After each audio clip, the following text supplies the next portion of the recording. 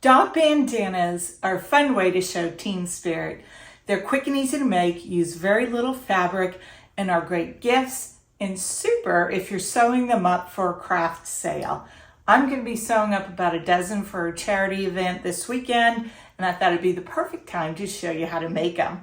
I'm going to be showing you two ways to make this bandana. You can make it on the sewing machine 100%, or you can do machine embroidery with the last step on the sewing machine. Both versions are designed so that the collar slips through a casing on the bandana, and that is my preference in a dog bandana. Both bandana styles have the option of changing the size of your bandana, your finished product. I'm going to show you how to determine what size to sew, and I'm going to use my dog Martin as a model. To determine what size scarf to make for your pet, measure their circumference of their neck. For Martin, he is 12 inches around. That's a very nice loose measurement. Now this bandana or scarf is not intended to go all the way around the collar. I think about 8 inches would look nice on Martin. So I have cut a 10-inch square, and these corners I'm folding in approximately 3 inches each. Of course, I've made sure they're same on both sides. And this is what it's going to look like when I sew it. This length is just a tad over 8 inches, so this would be a good fit. To save you from guessing the size square to cut for your pet's bandana, I'm going to show you how to calculate it so you can customize this for your pet. When we cut out our squares, we are going to then fold them into a triangle, and we are making a right triangle with 2 equal sides. We can use some simple geometry to calculate the length of the long side. The long edge is going to be the edge where we're going to form the casing for the dog collar. So this is an important measurement. We can use the Pythagorean theorem to calculate this. The 2 equal edges are labeled A and B. We know those in my example are 7 inches each. We're trying to calculate what C is, the long edge. We know that A squared plus B squared equals C squared. Get out your calculators, enter it into Google, or ask your smart device. There are even Pythagorean calculators online. Whatever you have on hand, use it. In my example here, I have a 7-inch square. I folded it into a triangle, and I'm doing the math. 7 squared is 49. 49 plus 49 equals 98. The square root of 98 equals 9.899. Side C is nearly 10 inches. I know that in constructing this, I'm going to be folding these edges in about 2.5 inches. And my finished bandana is going to be roughly 5 inches. So choose the size depending on the size of your dog. Now you'll notice that even though this is a 10-inch square, when you fold it on the diagonal, this length is much longer. The diagonal length is about 14 inches. So you want to keep that in mind, and that is why I did a 10-inch square for my 16 to 17 pound dog. Martin is a mixed breed of Rat Terrier and Jack Russell. So I would consider a 10-inch square to be a good size for a medium dog. You don't want it to be too low and hanging down, and you don't want it to be too big around the neck. So I want you to cut out a square, and it depends on the size. This is a 12-inch square. This would be good for a medium-sized dog, maybe about 25 to 30 pounds. A dog a little bigger than my Martin. And you're going to take this square and make a triangle. So you can take one corner, bring it to a point, and make a triangle.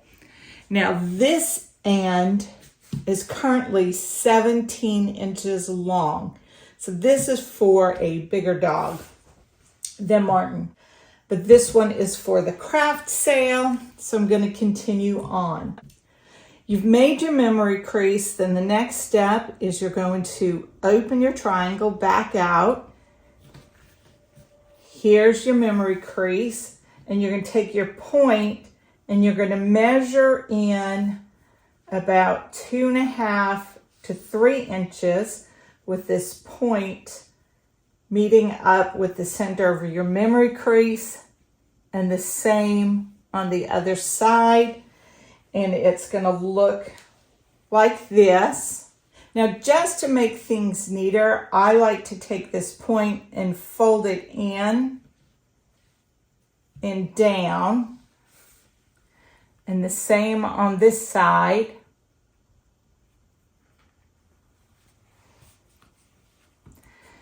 Give it a little press, then go over to the sewing machine and sew this line only. And here, I can show you what that's going to look like. You'll notice the size has changed slightly. This one I think is going to be for Martin. I have stitched down this side, and then I'm going to refold, match up the points. I'm going to pin along this side, pin along this side, and I'm going to sew this side and this side. Then I'll turn it through, and we were one step away from being finished. I'm at my sewing machine. I'm going to be using the edge of my press-up foot and the edge of the fabric as a guide. I'm going to sew all the way down this one edge, and I'm going to sew the other edge. I'm leaving this part open because this is where the collar's going to slide through. So I'm going to use a regular 2.5 stitch length. I'm locking at the beginning, and here we go. Never sew over your pins.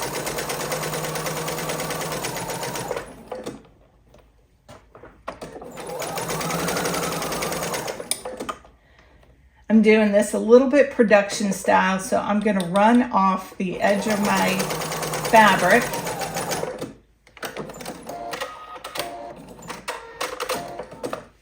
I'm going to take it, I'm putting it back in. Since I'm crossing the stitching line, it's going to lock it in.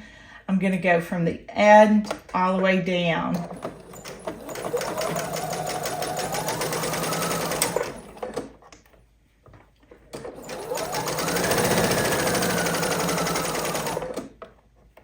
Again, I'm not sewing over my pins. I'm going to secure it here. I do not want to sew this close. I'm going to use this to both turn out my work, and then this is going to become the casing.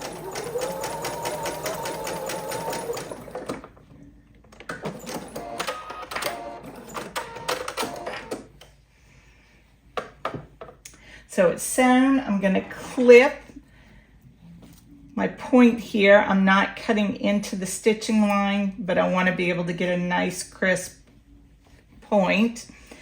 If I sewed with a narrower seam allowance, I would not have had to trim it. On my machine, I can move my needle over. I wanted to show you this method lining up with the edge of the presser foot. In case you just have a straight stitch machine, then you would do it the way I've done it. If you have a machine like mine where you can move it over, I would move the needle over a little bit, and then you can skip the step of trimming because you'll have a narrower seam allowance. So I'm just going to give this a really quick trim. And then I'm going to turn it right side out. I'm also clipping my threads.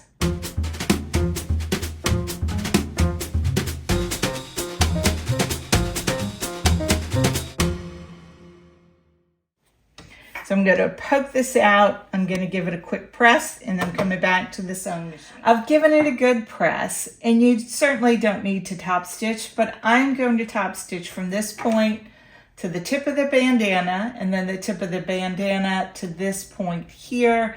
I think it reinforces it a little bit and gives it a nice look. I'm going to come in here and I'm going to line up the edge of my fabric with this inside edge right here of my presser foot. At a little bit of an awkward angle here so that I'm not in the way of the shot. I'm going to secure my stitch. I've changed my stitch length to 3, and now I'm going to top stitch.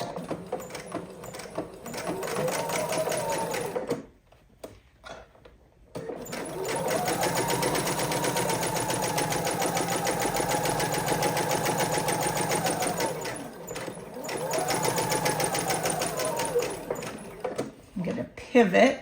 It's a little bit awkward in this position, but still manageable.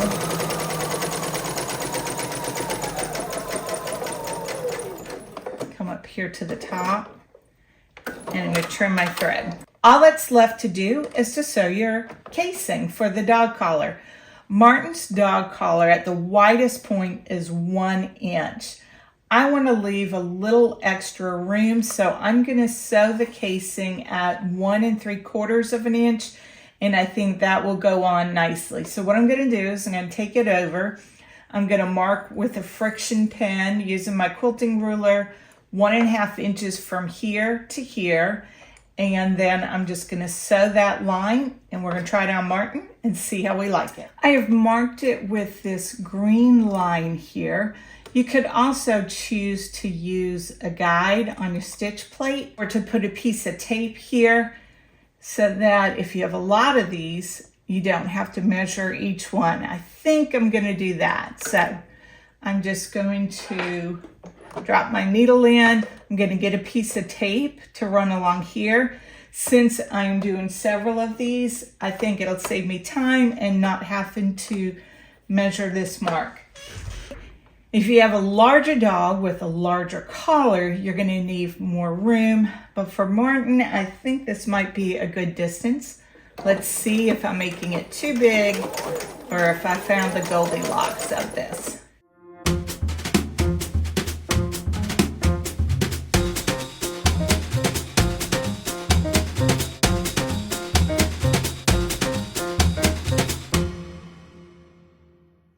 I have been making dog bandanas for about 5 or 6 years now, and Martin is a little bit accustomed to them.